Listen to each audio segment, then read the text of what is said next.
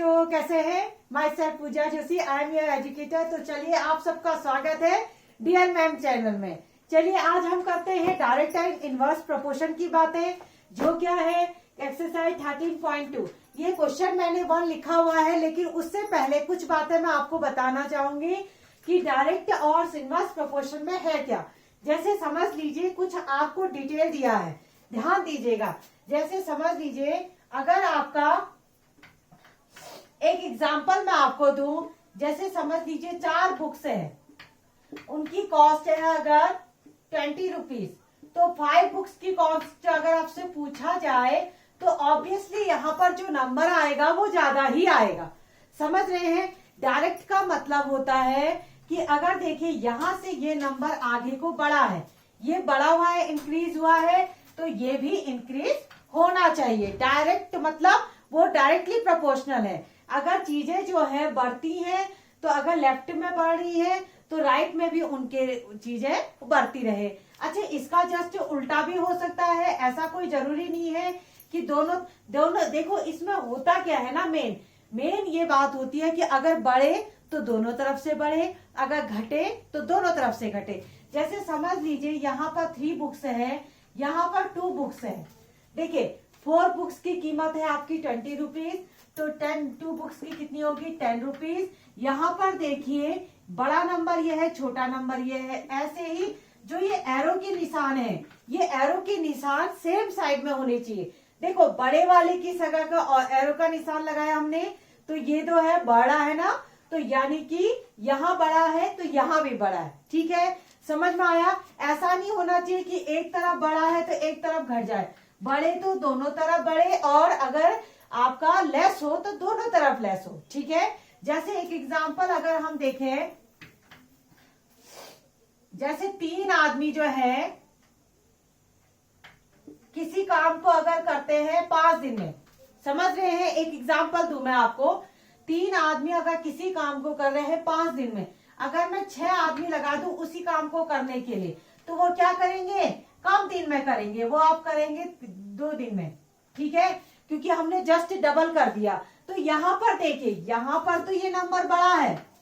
आप चीजों को समझो, कंसेप्ट पकड़ो, कंसेप्ट, क्वेश्चन के पीछे मत भागो, ये तो हो ही जाएंगे, कोई बड़ी चीज नहीं है। देखिए यहाँ पर जो है 3 और 6 हो गया, यहाँ पर जो है बढ़ गया है। ठीक है, लेकिन यहाँ पर क्या हो गया? उल्टा हो गया।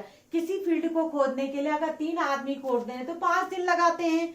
अगर वहां पर हम आदमी बढ़ाते तो काम जल्दी हो जाएगा, अब वो 2 ही दिन में हो जा रहा है। तो यहाँ पर क्या हो गया? ये एरो जो हो गया ये उल्टा हो गया। समझ रहे हैं? तो ये हो गया इनवर्स वेरिएशन। अभी इनवर्स की बात हम बाद में करेंगे। तो डायरेक्ट वेरिएशन की बात अगर हम करें, तो डायरेक्ट वेरिएशन के लिए अगर हमारा जैसे समझ ले, ये x है, ये y है, ये 5 है, यहाँ पर 10 है, यहाँ पर 6 है, तो यहाँ पर 8 है, यहाँ पर 9 है, तो यहाँ पर 12 है।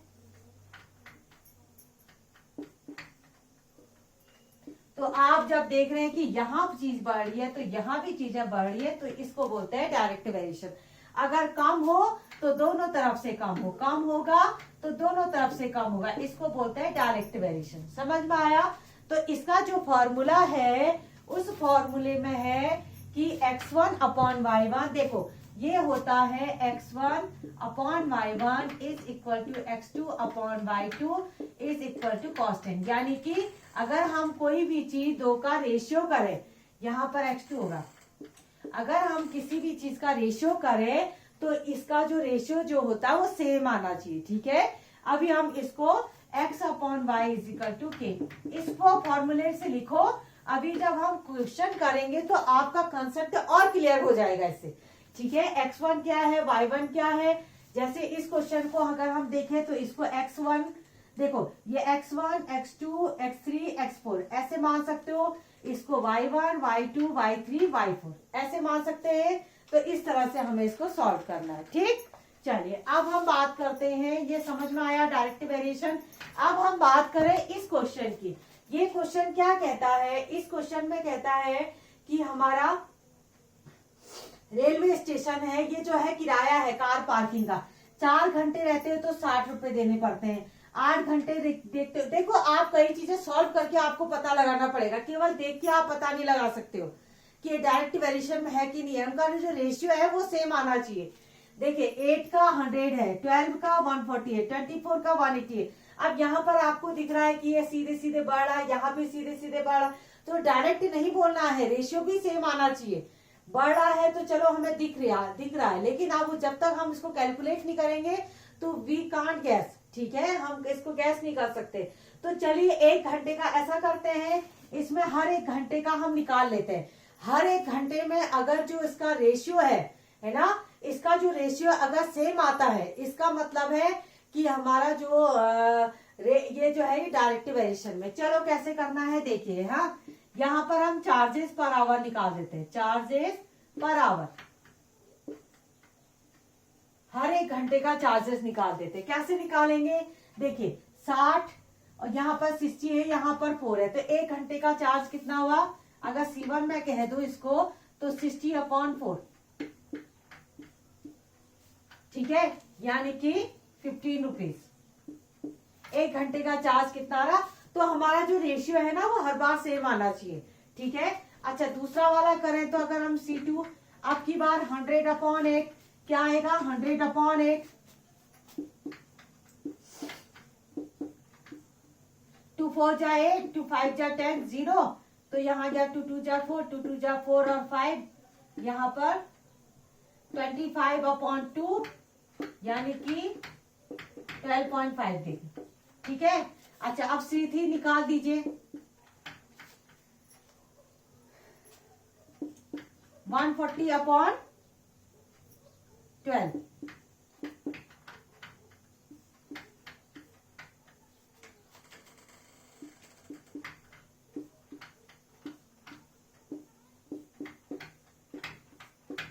अच्छा अब यहाँ पर देखिए तो C1 की वैल्यू देखिए 15 रुपीज आई, C2 की वैल्यू भी आपकी कितनी आई 12.5, C3 की वैल्यू 35/3। अब आपको नजर आ रहा है देखिए रेशियो इज नॉट सेम, ये जो वैल्यूज है ये सेम आनी चाहिए थी, लेकिन ये वैल्यूज क्या है अलग अलग आ गई, इसलिए ये आपको बताया गया it is not in direct proportion. तो यहाँ पर जो है अपना आप कंक्लूजन लिख लेंगे, क्या लिखेंगे कंक्लूजन में, यहाँ पर it is not in direct proportion। ये क्या है डायरेक्ट प्रोपोर्शन में नहीं है, ठीक है। एक बार मैं देख लेती हूँ कि वीडियो चल रहा है कि नहीं चल रहा है। चलिए चल रहा है, ठीक है, कोई दिक्कत है नहीं। ये समझ में आया आप लोगों को। चलिए फिर यहां तक जल्दी से आप लोग कॉपी कर लीजिए।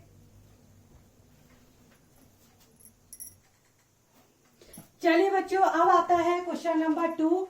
ये इस तरह से एक मिक्सचर है जिसमें पेंट जो है वो तैयार किया जाता है। रेड वाले को मिलाते हैं 8 पार्ट्स, उसमें 8 पार्ट्स जो है बेस मिलाया जाता है। रेड पिगमेंट को मिलाते हैं तो इसमें बेस को 8 पार्ट मिलाते हैं।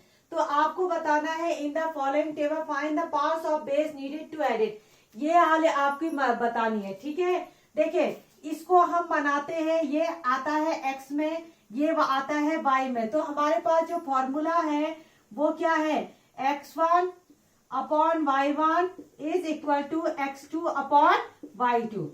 आपको बताया है कि ये क्या है एक डायरेक्ट वेरिएशन में है, क्योंकि 8 में 8 पार्ट करते हैं तो 4 में तो ऑब्वियसली ज्यादा ही होगा, है ना। इस तरह से डायरेक्ट वेरिएशन चल रहा है, तो आपको ये फॉर्मूला यूज करते हुए आपको ये वैल्यूज निकालनी है। बहुत आसान है, इसको x1 कह देना आप, ये हो जाएगा y1, this is x2, it is y2, ठीक।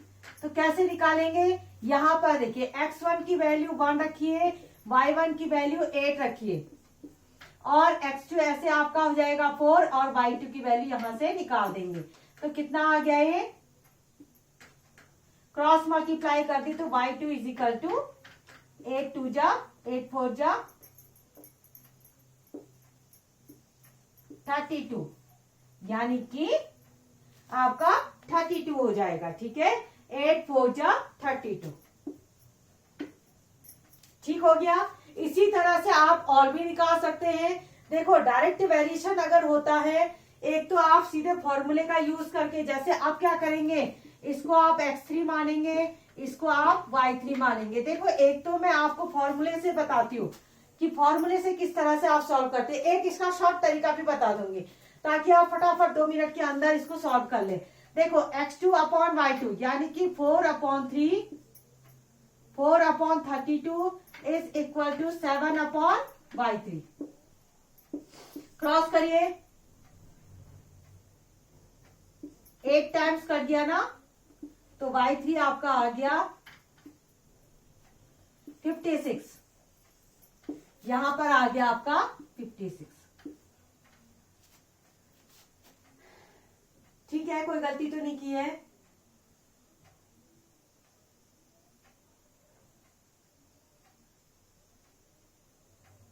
चलिए ठीक हो गया फिर। हाँ, अब यहाँ पर y3 आ गया। अब हम इसी तरह से यहाँ पर भी कर सकते हैं। कैसे?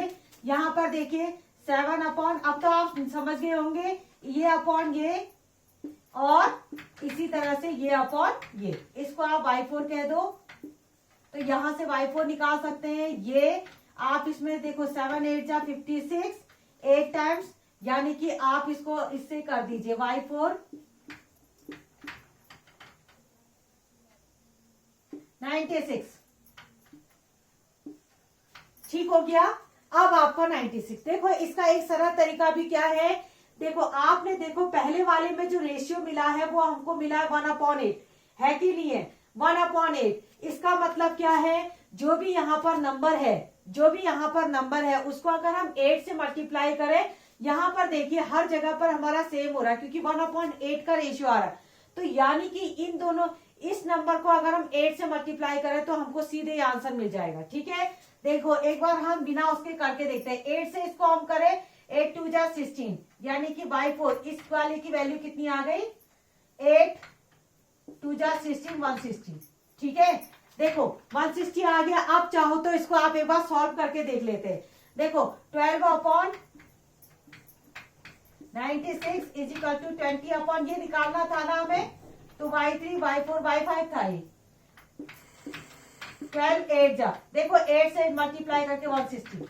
ठीक, तो आप एक काम करो, आप पहले वाले का रेशियो पकड़ लो कि कितना मिल रहा है। जैसे समझ लीजिए 1/8 है, तो यहां से सीधे इसको मल्टीप्लाई करके ये नंबर आपको मिल जाएगा। ठीक, आप यहां पर देखिए 8 7 जा, देखो हर एक नंबर जो है 8 से मल्टीप्लाई हुआ है। यहाँ देखिए 8 4 जा 32 लिखा है, 8 7 जा 56 आया है, 8 12 जा 96, 8 20 जा 160। यानी कि रेशियो हम देख लेंगे क्या है हमारे पास, उससे सीधे हमारा ये निकल जाएगा। चलिए इसको कॉपी करिए आप लोग। अब हम करते हैं इसका दूसरा वाला पार्ट, जो हमसे कहता है कि अगर हम इसी में थोड़ा बहुत चेंजेस करके मैं इसको बना देती हूँ। ठीक है, क्वेश्चन तो हमारा वही है, बस थोड़ा सा उसने चेंज किया हुआ है। तो इसको कॉपी कर लीजिए आप लोग। जिस बच्चे ने कॉपी नहीं किया है वो पुराना रिवाइंड वाले में जाके, बैक में जाके उसको कर सकते हैं कॉपी। ठीक, अब इसको मैं थोड़ा सा इरेज कर देती हूँ। यहां पर जो है नई क्वांटिटी हमने भरनी है, ये आ जाएगा थर्ड क्वेश्चन। थर्ड क्वेश्चन के अकॉर्डिंग हमसे ये कह रहा है कि आपका जो है question number 1 part of red pigment requires 75 ml of base. यहां पर जो है 1 part of red pigment with 8 part,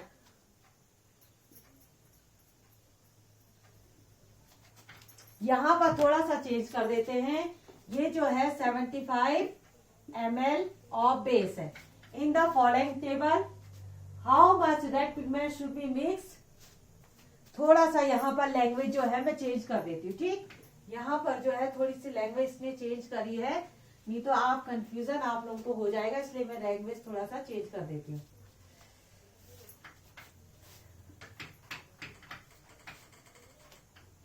अच्छा, 75 ml ऑफ बेस। तो अब हमसे कहा है कि how much red pigment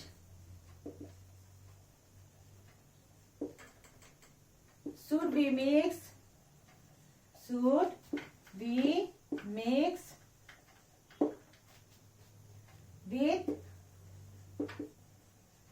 1800 ml of base। ठीक है, कि ये कह रहा है हमसे कि एक पार्ट्स में जो है वो 75 ml जो है बेस है, यानी कि इसको इसने 75 बता दिया। ठीक, एक पार्ट्स में जो है 75 है, तो ये कह रहा है तो 1800 अगर हमारा बेस है। अब की बात पूरा टेबल बनाने की जरूरत है नहीं, यहाँ पर सीधे हम बस दो ही चीजों में हमें आंसर मिल जाना चाहिए। ये कह रहा है कि 18 अगर 100 हमारा बेस है, 1800 अगर हमारा बेस है, तो यहाँ पर हमें कितना मिलाना होगा, कितना रेक्टेंगल। तो मान लो कि वो कितना मिलाएंगे, हम x मिलाएंगे। समझ में आया कैसे हुआ? देखो क्वेश्चन समझो, एक पार्ट्स में कह रहा है 75 ml बेस है, कि ये कह रहा है कि red pigment, how much red pigment हम कितना मिलाएं जिससे हमारा 1800 बेस में ये कितना मिलाएं। तो बस इसके लिए आप डायरेक्ट वाला फॉर्मूला लगा दीजिए। क्या था डायरेक्ट वाला formula? 1/75 is equal to x upon 1800, x1 upon y1 is equal to x2 upon y2। ऐसे करना था, बस इसको सॉल्व कर दीजिए। देखिए 5 से इसको काट दीजिए,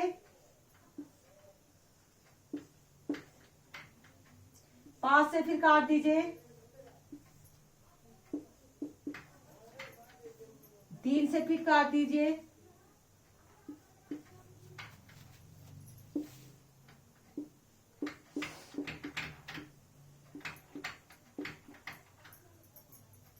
x की वैल्यू कितनी आ गई? 24,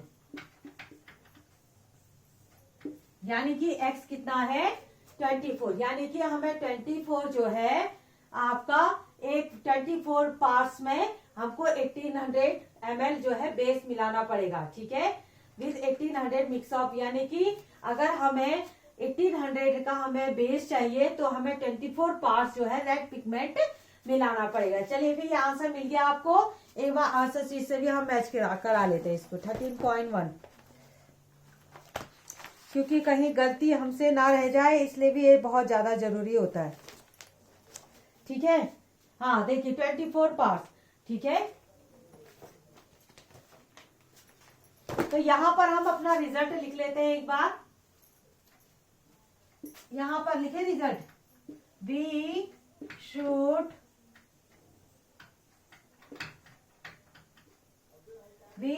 mix 24 parts of red pigment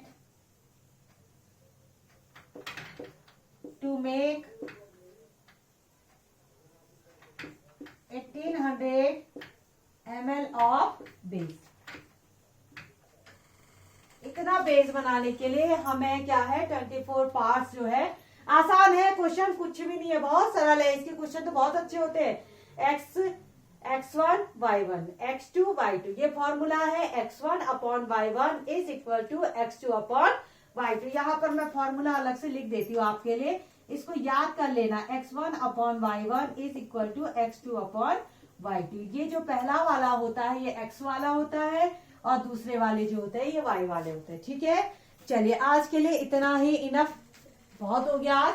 फिर इसके बाद नेक्स्ट जो क्वेश्चन है वो बहुत जल्दी अपलोड में करवा दूंगी। तब तक आप इनको रिवाइज करिए, बहुत बढ़िया चैप्टर है, आराम से फुल नंबर आने वाले हैं, आपको कोई परेशान होने की जरूरत नहीं है, बहुत अच्छे क्वेश्चन है। ठीक है, चलिए ओके बाय।